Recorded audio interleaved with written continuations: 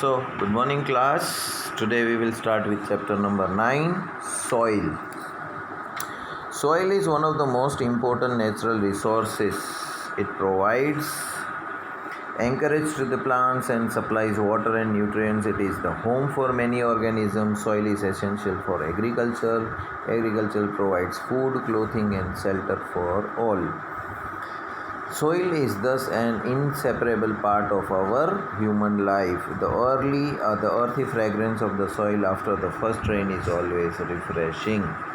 तो हमें सॉइल जो मिट्टी है उसका हमें आदर क्यों करना चाहिए? क्योंकि वो एक ऐसा ख़जाना है जिसमें से हमें रोटी भी मिलती है, कपड़ा भी मिलता है और मकान भी बनता है। मकान हम बनाते हैं तो किससे बनाते हैं?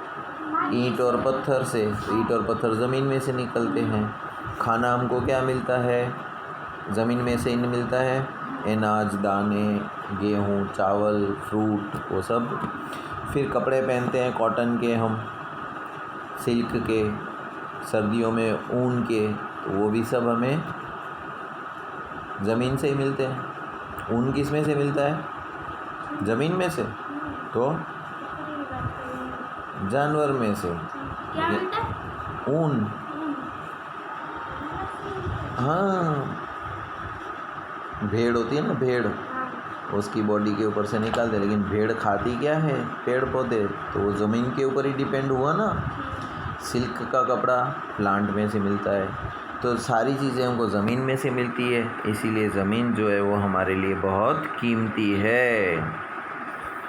अभी सॉइल के अलग अलग प्रकार होते हैं। Soil teeming with life. One day during the rainy season, Paheli and Bujo observed an earthworm coming out of the soil. Paheli wondered whether there was other organisms also in the soil. Let us find out. Collect. अभी एक बार बारिश की में season में बारिश पड़ा तो earthworm बाहर आ गए। तो पहली ने सोचा कि सिर्फ अर्थवॉर्म ही होते हैं कि ज़मीन के अंदर और भी कुछ जानवर होंगे। तो चलो देखते हैं क्या होता है। Collect some soil samples and observe them carefully. You can use hand lens.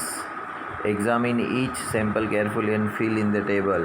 Discuss your observation with your friend. Are the soil samples collected by your friend similar to the ones collected by you?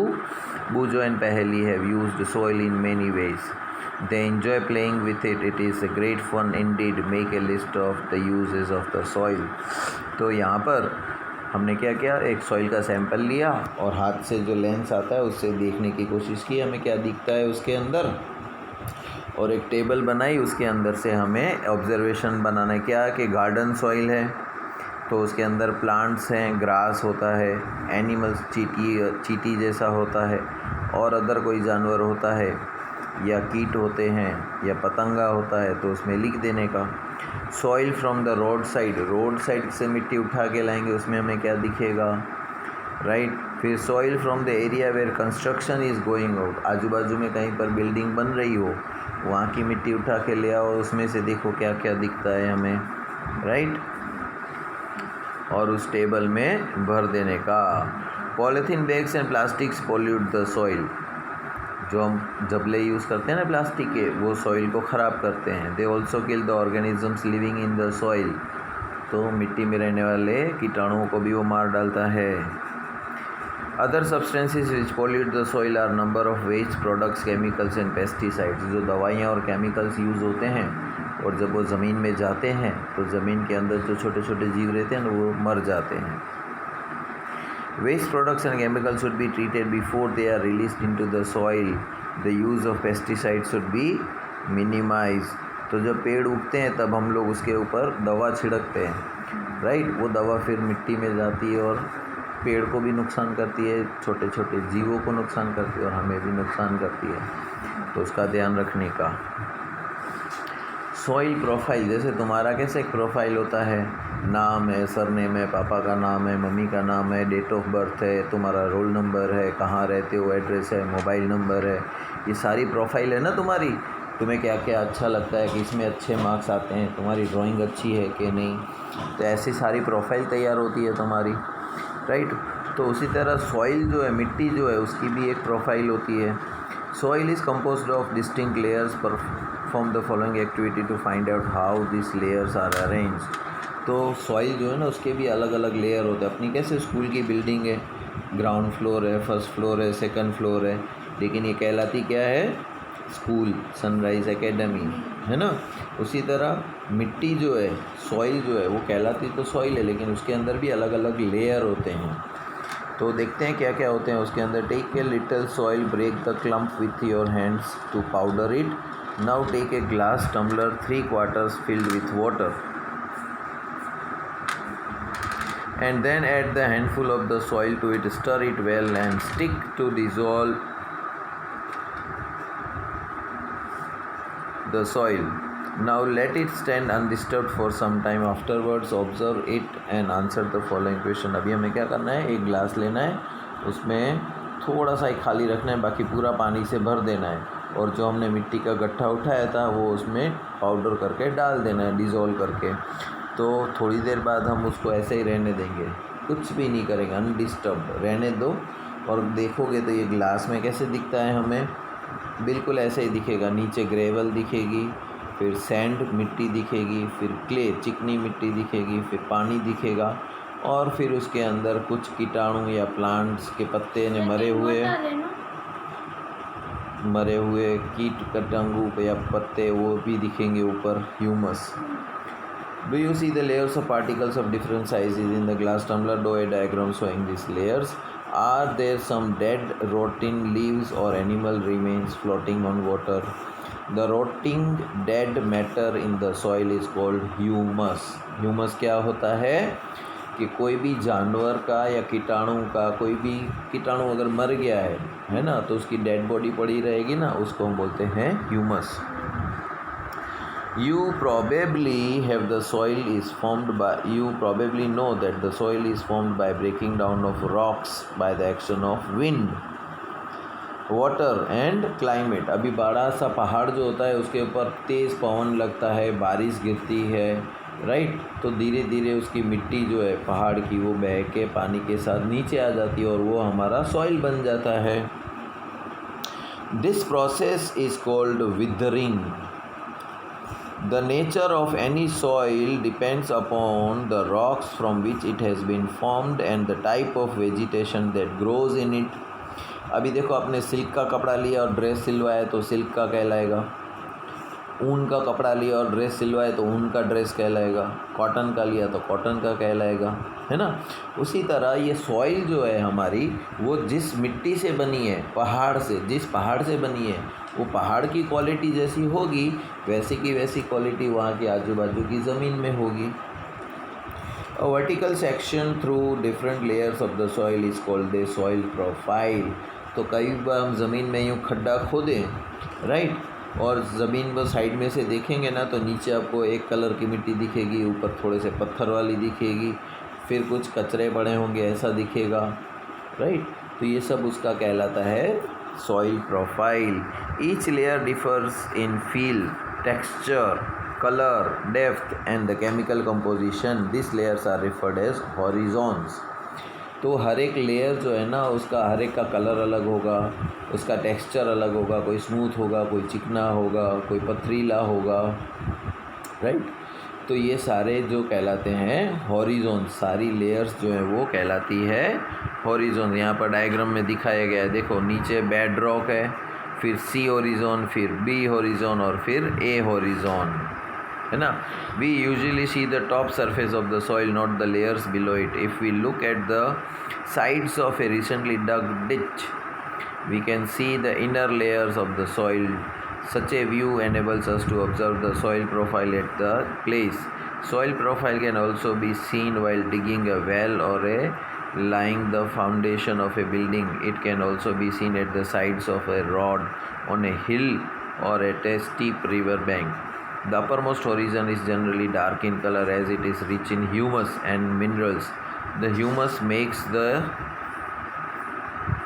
soil fertile and provides nutrients to the growing plants. This layer is generally soft, porous and can retain more water. It is called the top soil or the A horizon. अभी देखो हमारे यहाँ पीछे जो building बन रही है ना, उसका अंडरग्राउंड खोद रहे थे ना, अंडरग्राउंड करने के लिए, तो साइड में से पूरा हमको दिख रहा था कि वहाँ की मिट्टी कैसी है, है ना।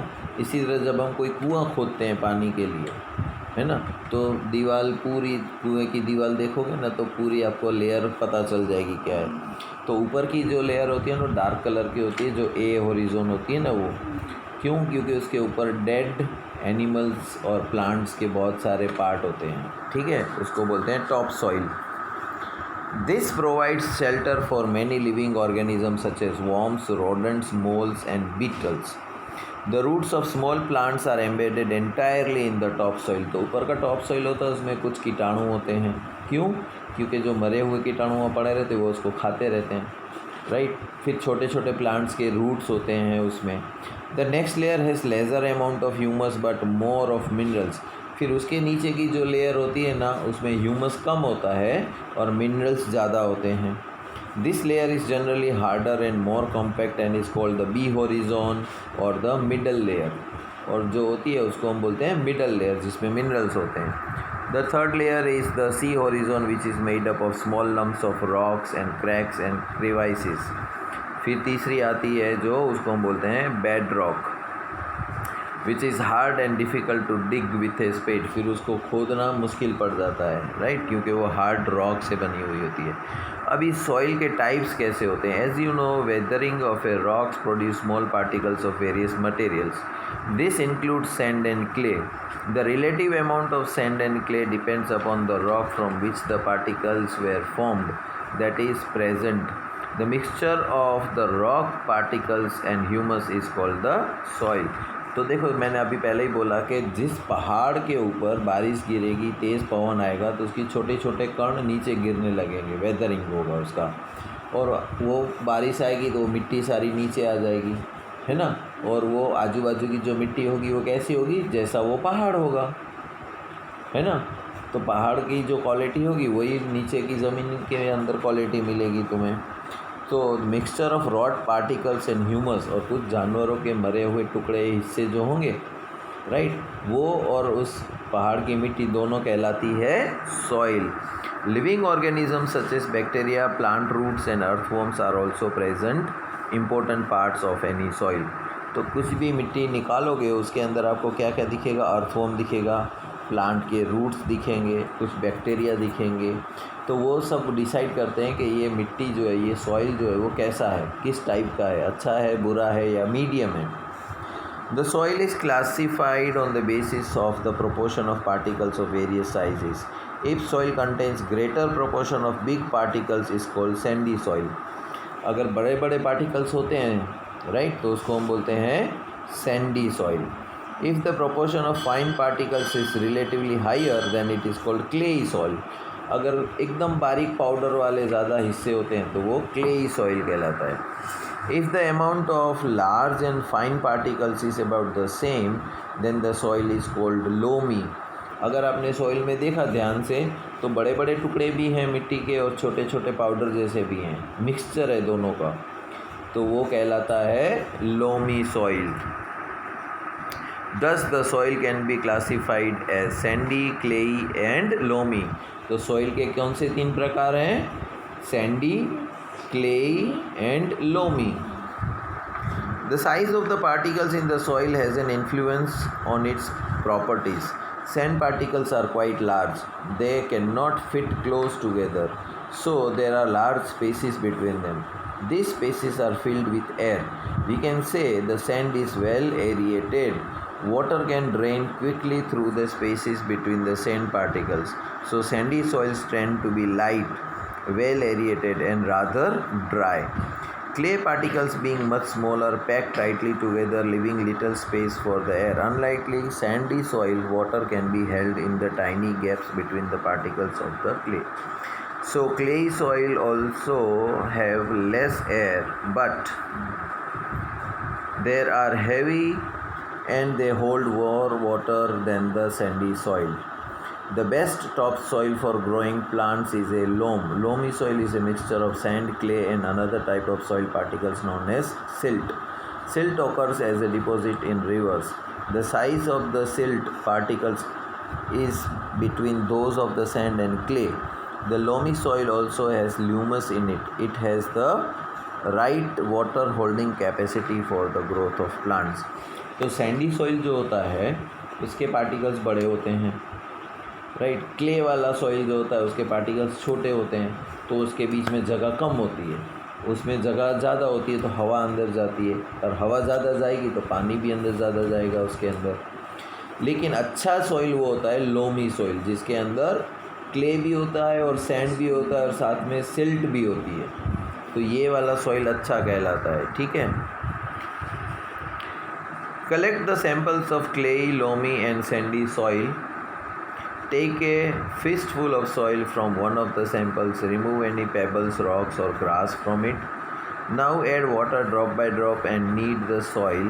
Add just water so that a boil can be made from it, but at the same time it should not be sticky. Try to make a ball from the soil. On a fluid surface, roll the ball on a cylinder. Try to make a ring from this cylinder. Repeat this activity with the samples also. Does the extent to which the soil can be shaped indicate its type? Can you suggest which type of soil would be the best for making pots, toys and statues? तो अभी हमें क्या करना है, एक activity में हमें कुछ मिट्टी लेनी है और उसमें धीरे धीरे पानी करके ऐड करते जाना है, और रोटी का कैसे आटा गूंदते हैं ऐसे गूंदना है उस मिट्टी को और उसको शेप देना है, राइट। और शेप और टेक्सचर से तुम्हें पता चलेगा कि ये सॉइल जो है वो क्लेई है, सैंडी है कि लोमी है। अभी सॉइल की प्रॉपर्टीज़ क्या होती है? You have listed some uses of the soil, let us perform some activities to find out the characteristics of the soil. Percolation rate of water in soil. अभी आप मिट्टी है उसके ऊपर पानी डालते हो तो पानी कितना नीचे चला जाता है, राइट। और अगर देखो अभी हमने यहाँ पर पानी डाला टेबल के ऊपर, तो पानी कहीं सूख जाएगा, यहीं पड़ा रहेगा ना, दोपहर तक यहीं पड़ा रहेगा। अगर पंखा चालू होगा तो धीरे धीरे सूखेगा, लेकिन तुरंत पानी डाला और कहीं जाएगा नहीं, यहीं पड़ा रहेगा। लेकिन कुछ मिट्टी ऐसी होती है जिसमें पानी आप डालते जाते हो और वो सारा पानी ज़मीन के अंदर ही जाता जाता है। कोई कोई पानी ऊपर से बहने लगता है, राइट, और कोई आधा अंदर जाता है और आधा बह जाता है, ऐसा होता है। तो उसको हम बोलते हैं percolation of rate of water in the soil. Percolation का मतलब ज़मीन के अंदर कितना पानी जाता है। बुजोइन पहली marked 2 different squares of 50 centimeter by 50 centimeters on the floor of their house and the other on the kacha unpaved road. They filled 2 bottles of the same size with water. They emptied the water from the bottles on each at the same time in the 2 squares. They observed that the water on the floor flowed down and was not absorbed. On the kacha road, on the other hand, the water was absorbed. Now let us perform an activity to understand this. पहली अनबुझों ने क्या किया, अपने घर के बाजू में जो पक्का रोड था ना, उसके ऊपर एक बॉक्स बनाया 50 सेंटीमीटर बाय 50 सेंटीमीटर और पानी डाली बोतल की, तो पानी बह गया। बाजू में कच्चा रोड था, उसमें भी इतना ही 50 सेंटीमीटर बाय 50 सेंटीमीटर का एक बॉक्स बनाया और पानी डाला, तो सारा का सारा पानी ज़मीन के अंदर चला गया, फैला नहीं, right. For this activity, divide yourself into 3 teams, name A, B and C. You will find out how fast the water passes down the soil. You will need a hollow cylinder or a pipe. Ensure that each team uses pipe of the same diameter. Some suggestions for obtaining such a pipe are given below. If possible, get a small tin can and cut off the bottom. If PVC pipe approximately diameter 5 centimeters available, cut it into 20 centimeter long and use them. At the place where you collect the soil, place the pipe about 2 centimeter deep in the ground. Pour 200 ml of water in the pipe slowly. For measuring 200 ml, you can use any empty bottle of 200 ml. Note the time when you start pouring the water. When all the water has percolated, leaving the pipe empty, note the time again. Be careful not to let the water spill over or run down the outside of the pipe while pouring. Calculate the rate of percolation by using the following formula. Percolation rate ml per minute, amount of water कितना ml and percolation time कितना time लगा उसको. For example, suppose that for a certain sample it took 20 minutes for 200 ml to percolate. So percolation rate क्या हुआ 200 ml by 20, so 10 ml per minute. Calculate the rate of percolation in your soil sample. Compare your findings with other and arrange the soil samples in the increasing order of the rate of percolation. अभी हमें क्या करना है, एक tube लेना है, pipe लेना है 20 सेंटीमीटर लंबा और 2 सेंटीमीटर जितना ज़मीन में खड्डा करके उसको पाइप को खड़ा रख दो. राइट. अभी आप 200 ml पानी लो और धीरे धीरे उसमें डालो, लेकिन ध्यान ये रखना है कि पानी इसमें से बाहर नहीं आ जाना चाहिए. ठीक है. तो धीरे धीरे धीरे पानी डालते जाओ. एक टाइम आएगा जब सारा पानी ऊपर तक भर गया तुम्हारा, है ना. अब टाइम देखो 9 बजे हैं. 9 बजे से लेको देखते जाओ ये सारा पानी जो है ना वो धीरे धीरे नीचे उतरता जाएगा और एक टाइम आएगा ये पूरा पाइप खाली हो जाएगा, है ना. जैसे ही पानी खाली हो जाए पाइप में तब टाइम देखो, फिर तुम्हें पता चलेगा कि ये सारा पानी नीचे ज़मीन में गया तो उसको कितना टाइम लगा, तो 20 मिनट लगी. राइट. सपोज़ हमने पानी कितना डाला था 200 ml, तो 200 डिवाइडेड बाय 20 करो तो तुम्हें पता चलेगा 10 ml. 1 मिनट के अंदर 10 ml पानी ज़मीन में नीचे जा रहा है. हर 1 मिनट के अंदर 10 ml पानी जा रहा है. तो ये हुआ उसका परकोलेशन रेट. आगे का जो है मॉइस्चर इन द सॉइल वो हम कल करेंगे. तब तक के लिए good bye and take care.